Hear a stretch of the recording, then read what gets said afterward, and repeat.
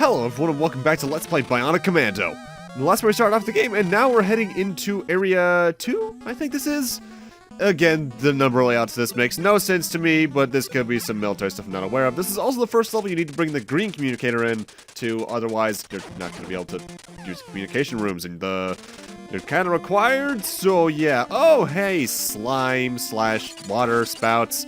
These will push you along the floor, and you can't do anything about them unless you can use your claw to get off them. Thankfully, I don't think they tend to put them next to instant death traps, but you want to keep your eyes out the same.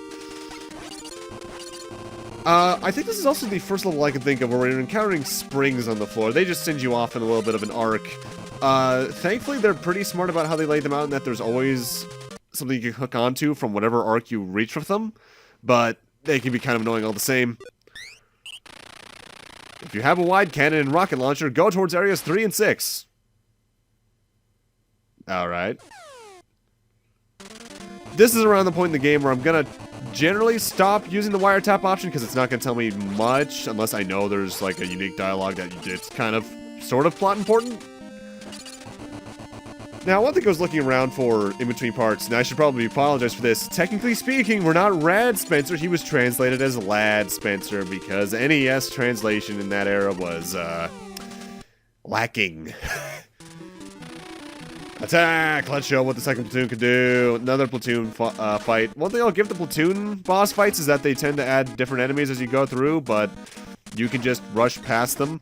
And since the rocket launcher takes out the main computer at the end in 3 to 4 shots, you don't have much to worry about at all. Something I was looking at, though, in between parts was some cut content from the game. There's a pretty good amounts. Cut objects like landmine things, rock barriers, soldiers that could jump off the environments in the various field stages. Other removals were certain enemy types, a lot of dummied out text. There's one communication room in I think Area 7 that was just outright removed because it hinted towards an invincibility cheat that no longer works in the US version. Graphical differences are probably the most notable one, given that, I think I briefly mentioned this last part, where the bads are actually Nazis. And I think I mentioned that there were swastikas in the game. What I didn't mention is that they were everywhere. Anywhere you see an eagle in the graphics of this game, barring I think the continues you get in the field stages, those were swastikas. However, I think that had less to do with Nintendo's usual censorship stuff at the time. From everything from Zelda 2 to anything, really, on the console. And more to do with, I think, laws in Germany that were very anti-showing any of that kind of stuff, which, you know what, I'm cool with that. It's, I think it's the same reason why Contra was renamed into, like, Probotector or something over there, and why the people were changed into robots, because Germany's anti-violence laws in media are a lot different from our own. And you know what, I kind of admire it. Overall, the Japanese version did have plenty of differences beyond just the graphical stuff, though. Like, there's items in places that there's not in the US version, like, I think there's an extra life in level 1. Enemy layout differences, so on and so forth, really. It's a really interesting difference log. Okay, we're gonna open the door of the boss's room. Make sure you use that communication room, otherwise you're not making it out at the end of this stage. Hey, what does wiretapping have to say? You transported Joe? Yeah, over to the disposal area. Heroes always look good. What? Ah! Oh god, this is the ambush. You just get mobbed by a bunch of guys, like I mentioned. You can just run out of the door, though. You don't get any bullets for this. It's just to scare you.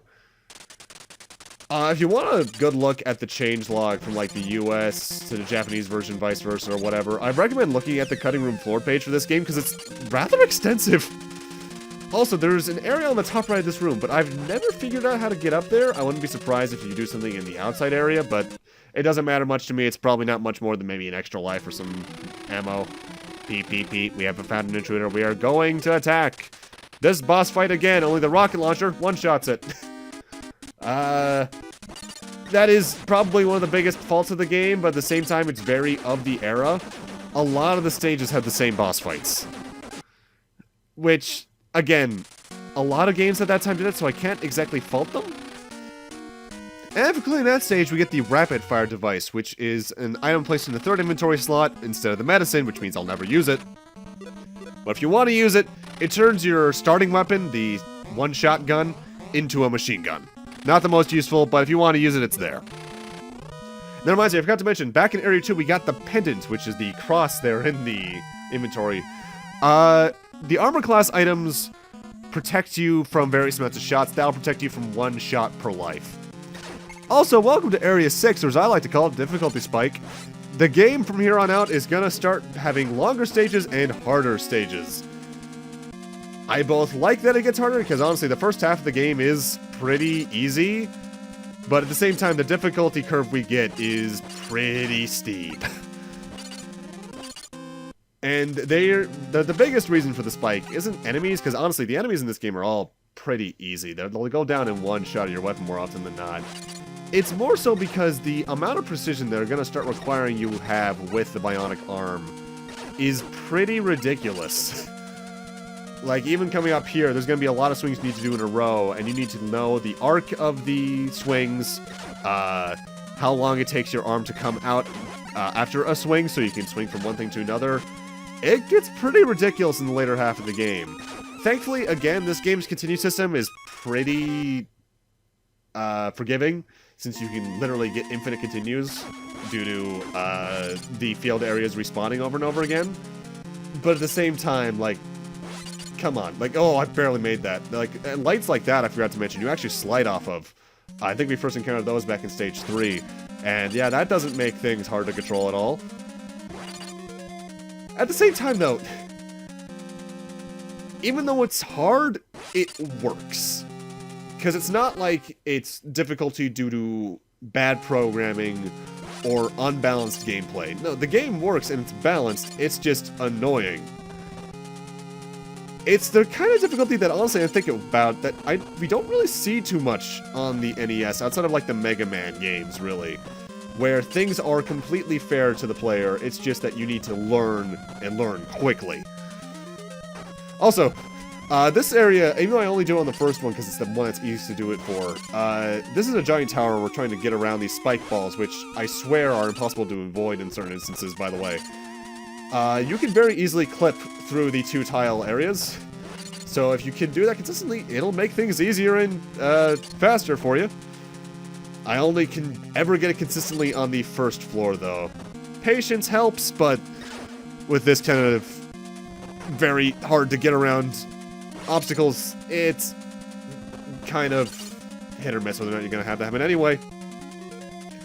As well, they have the springs here designed so that you can jump over the balls, but sometimes I swear they spawn at such a rate where it's impossible. Even though I know I've also had runs where it's very possible, so it could just be potentially RNG or pixel dependent or something like that. It's a mess. This stage is rough. In fact, I'd probably argue that might be one of the worst stages in the game. Especially for the boss fight. You've come very far, but you're not going anywhere from here. Pay your dues now. The hardest boss fight in the game is the giant robotic dude. He has a couple attacks. He can crouch and robotic arm you into him. He can shoot some projectiles out. As well, at this point in the game, the computer cores are going to start having guns on them, as you can see on the top right of the screen. They'll fire 3 projectiles in an arc. And I think it's firing right now, but my editor only plays at 30 FPS, so you need to be a bit more precise about that.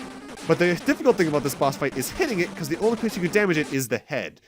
The only consistent method I've found of doing so, as you saw there, is hooking myself up to the platform above me, and then jumping and dropping and firing from it at the same time. It's rough to time. Either way, for beating that stage, not only do we get to progress onwards, but we also get the permits. The permit is, I think, the least used item in the game. I think you only need it here in Area 14, if even. No, you definitely need it in Area 14, but I think this is the only place you really need it. What it allows you to do? Enter certain neutral areas. I could see why they would do that for railroading reasons, because honestly, if you didn't have items like that, you'd just be able to go straight to the final stage, and that just wouldn't make sense. But in here, we're able to grab, I think that was the Gamma communicator, but it's the blue one. Everyone calls it the blue one. In fact, I want to say it was the Game Boy Color game just started calling the communicators by their color, so the Greek letters just kind of disappeared. Now, a very minor complaint about the game, and it's more so just due to my impatience. It is very easy to just accidentally enter the door after you exit it, like you saw me do earlier. Also, in that room right there in particular, there was a very notable thing that was, I think, either cut out of the American version or just dummied out of the Japanese version as well. There's a soldier you can talk to in there who tries to, like, bait you into a back room, but if you say yes or no, something happens. At the end of the day, since it's not in this version, it's not really necessary. This is probably one of the biggest instances of needing communicators, because if you don't have the blue communicator, you can't even make it all the way here to Area 8. It says you don't have the power. Essentially, instead of just making it so you can enter the stages with the wrong communicator, if you don't have the correct communicator yet, you just outright can't travel to the stage. This song is a bop, by the way. I forget what area this is. This is potentially the longest stage in the game if you're exploring too much, because this stage has a lot of doors that connect to each other, a lot of areas that loop around to each other. If you're not paying attention, or if you're not checking every door correctly, you can be here for upwards of, I want to say, like 20 plus minutes. I know where I want to go, I know where I have to go, so I don't need to worry about it too much, but if you're new, this can be a bit of a long stage.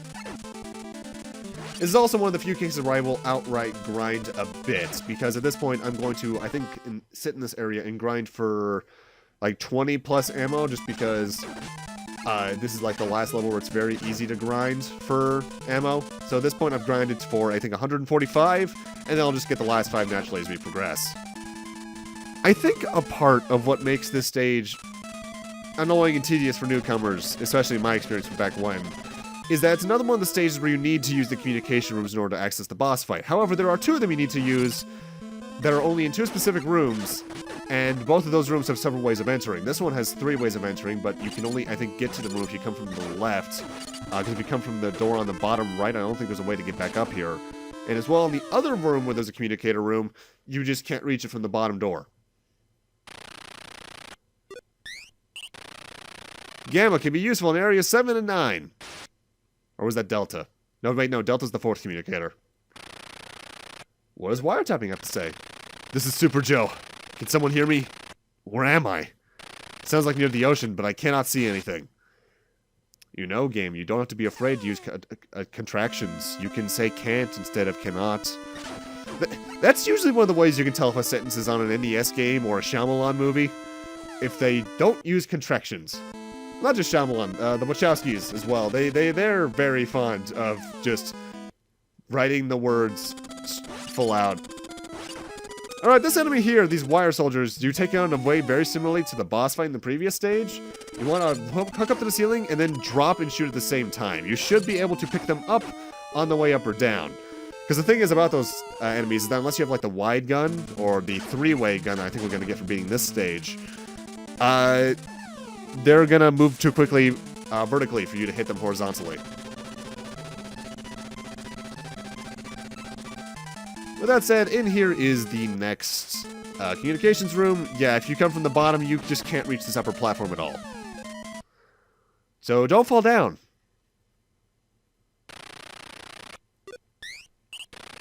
Area 9 looks like the disposal area. Joe must have been taken there. Please hurry.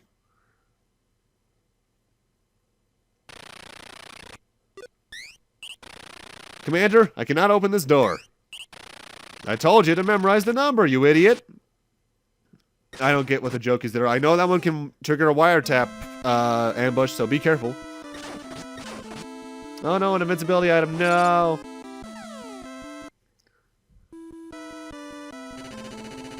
Either way, time for the boss fight of this stage, which I think is just another platoon? Yes, it is. This one has a bit of a minor return, though, in that the shield enemies are back, but now they're just straight-up shields. They don't do anything else. If you can get behind them, because they never turn around, you don't have much of a worry in front of you. I think one of the cool things you can do in this game, though, and it's mostly unintentional because a lot of NES games had some things like this, you could usually just ignore the boss fight and shoot the main computer, and you are fine. And with that, we get the iron boots from that stage, which is probably one of the more unique items in the game, in that it allows your swing animation with the bionic claw to injure enemies, but it's so precise that it's practically useless. Again, if you can get it to work and set it up well, it's great. But no thanks. As well, I guess that's something else I haven't really mentioned much. Enemies are a bit weird with how they hit you in this game, because if you drop on top of them, they won't hit you at all. Screw off, guy. I don't care about you. Hey. I'm not going to shoot in the neutral area. And more ammo, which makes me think there was another thing here in the, Japanese version.